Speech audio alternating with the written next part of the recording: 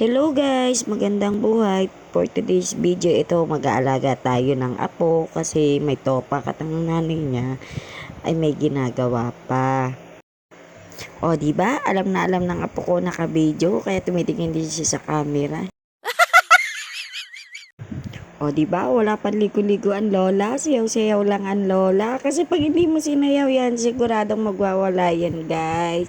Kaya nga ang hirap maging lola. Akala ko noon tapos na ang pagiging nanay ko. Hindi pala, nag-back to zero ko. Ako nag-back to zero sa nanay, naging back to zero na naman ako sa lola.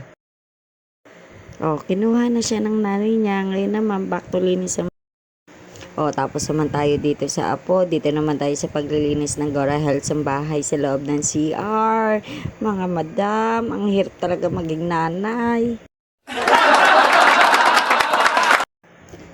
Tapos yung mag-alaga ng bata, ito na, general cleaning na tayo sa loob ng CR habang wala mga junakis natin, mga madam, mga nanay, kasi mga nagsipuntahan sila sa school ngayong araw, kaya wala masyadong istorbo.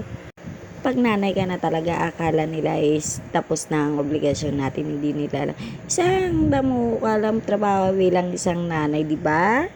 Kailangan natin linisin ng mabuti ang CR katulad na ang paglilinis natin sa katulad ng ex natin kung paano natin linisin kapag ayaw na natin. Char!